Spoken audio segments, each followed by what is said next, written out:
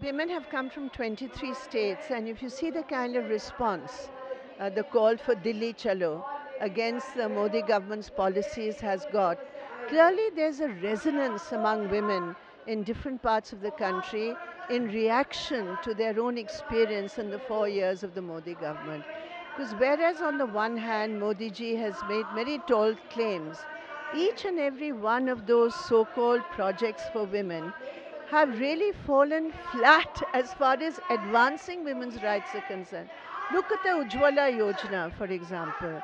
When your gas cylinder connection is free, but the gas cylinder itself, the cost has gone up so much, who can afford it when a family of five, the average according to the socio-economic census is only 33 rupees a day?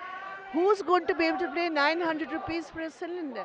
सबसे पहले तो वो महंगाई के ऊपर लगाम लगाएं। आए दिन सिलेंडर के दाम बढ़ रहे हैं, राशन डिपो पे जो मतलब राशन मिलना चाहिए था वो मिल नहीं रहा है, और डिजिटल इंडिया फलां ढकड़ करके वो इतने मुश्किल हो गई सारी प्रक्रियाएं कि उनको वो हाथ ही नहीं लग रही है वो चीज़ें जो उनके लिए बनाई गई हैं, लाभकारी जो योजनाएं हैं। पूरे देश के अंदर लफाजी तो बहुत की जा रही है कि ये सरकार जो है वो महिलाओं के लिए बहुत कुछ कर रही है, और नारा भी दिया था बहुत हुए महिलाओं पर अत्याचार, अब लाओ बीजेपी सरकार। लेकिन हकीकत ये है कि आए दिन हर प्रांत के अंदर महिलाओं का अनुभव ये बता रहा है कि उनके ऊपर हिंसा बढ़ती जा रही है। गैंग रेप हरियाणा जैसी जगह पे जो है वो आए दिन की घटनाएं हो चुकी हैं। ऑनर किलिंग जो है, ऑनर किलिंग की घटनाएं बढ़ रही है। इसी तरह से महंगाई आए दिन बढ़ती जा रही है यहाँ पे, और जो भी अपने मन की बात करना चाहे प्रधानमंत्री के अलावा किसी की खैर नहीं है यहाँ। यहाँ पे मतलब जो भी सरकार की ये नीतियाँ चल रही है, आर्थिक नीतियां हैं, सामाजिक स्तर पे विचारधारात्मक स्तर पे जो किया जा रहा है उसके खिलाफ कोई भी अगर जुबान खोले तो उसमें सुधा भारद्वाज और इन लोगों के साथ जो हुआ ये ऊपर एक टिप ऑफ द आइसबर्ग है। नीचे लोगों के साथ बहुत तरह का आतंकित किया जा रहा है, उनको परेशान किया जा रहा है। तो ये जो पूरा वातावरण बना हुआ है जो लोकतंत्र की मूल आत्मा के खिलाफ है, तो उसके खिलाफ आवाज बुलंद करने के लिए आज देश की महिलाएं जो है यहाँ दिल्ली में इकट्ठी हुई है। Of course, we do face violence. It's not just under the Modi government. There has been an exponential rise during Modi's regime.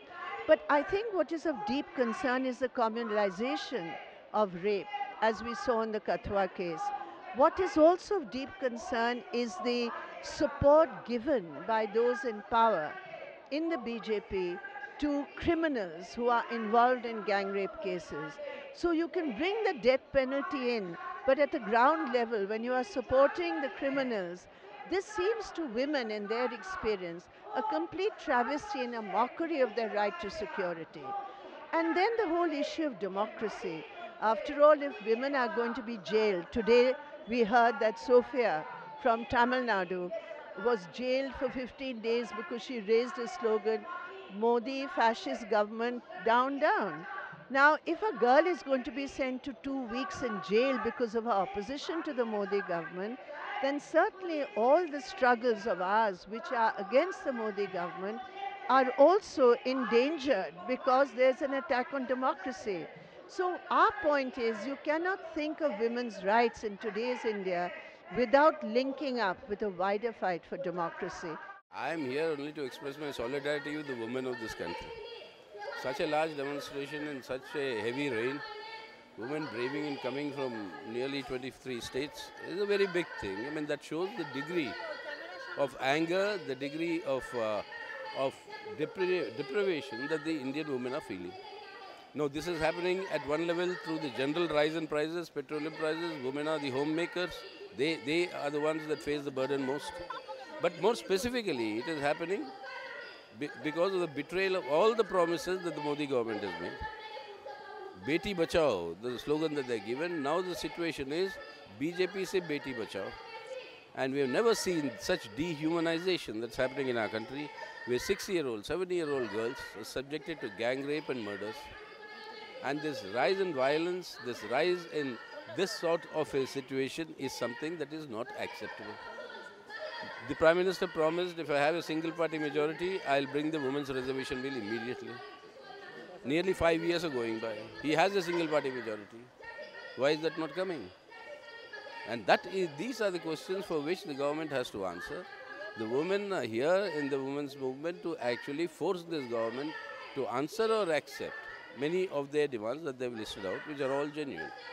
The slogan of Beti Padhao and the actual implementation of privatization of education, it doesn't match. And women are aware of it. We want our girls to study. Students want to study. There are many students here. And they're saying, you know, our parents can't afford it. I mean, being sent back home. So on the one hand, women are asserting. On the other hand, the infrastructural support and government support and fund support and resources priority for girls' education is really being undermined by privatization. So these are some of the contradictions which I think women with their own experience are able to identify. We are fighting for the Women's Reservation Bill, but both in Tripura and Bengal, in Tripura under the BJP rule, in Bengal under the TMC rule, the very right to participate in politics of your choice, which is left politics, is under very, very serious attack. Women are being attacked in Bengal. They have faced sexual assault. In Tripura also, there have been around 12 cases of sexual assault of women, which have come out in the public domain. But this is the BJP. You know, it puts activists in jail, it attacks the left, it tries to eliminate the left, it tries to break the left's links with the mass of women. So these are some of the challenges which I think the women's movement today has to put itself in that political context of linkages. हमारे यहाँ पे खाप पंचायतें हैं, जो जातिवादी पंचायतें हैं, वो हमेशा जो इज्जत के नाम पर हिंसा उसको बढ़ावा देती आई हैं और उनको प्रधानमंत्री जी जब शुरू में हरियाणा में गए 2014 में इलेक्शन रैली के फर्स्ट मीटिंग में उन्होंने बोला कि मैं खापों की भूमि हरियाणा को नमन करता हूँ। उनको वो भूमि जो किसानों की नज़र नहीं आती, महिलाओं की नज़र नहीं आती, मजदूरों की नज़र नहीं आती, जो खून पसीने से उसको सींचते हैं, वो खापों की भूमि नज़र आती है। तो उनकी पीठ पे ऐसी ताकतें जो दलितों पर, जो महिलाओं के ऊपर, जो अल्पसंख्यकों के ऊपर जो अत्याचार करती हैं, आज नीचे जो है जहाँ पे बीजेपी की सरकार है वो उनकी कमर पे हाथ रखते हैं, वो उनके साथ हैंड इन ग्लव्स हैं और वो जब एम्बोल्डन्ड है नीचे तो वो किसी भी तरह से मतलब जो उत्पीड़ितों के लिए जो काम करने वाले हैं उनको डराना, धमकाना, हेट कैंपेन्स करना, उनकी छवि खराब करना, उनकी इमेज को कलंकित करना, ये काम निरंतर चल रहा है। समाज का जो सौहार्द है, आपसी सौहार्द जो है उसको बिगाड़ने वाले, चाहे वो गोरक्षक के नाम पे हो, चाहे वो मतलब इनके आरएसएस के अपने लगे भग्गे हो, उनके ऊपर वो लगाम लगाएं। ये हमारे देश को ये चीज़ जो है ये बर्बाद कर देगी और ये यहाँ पे रुकती नहीं है चीज़ें।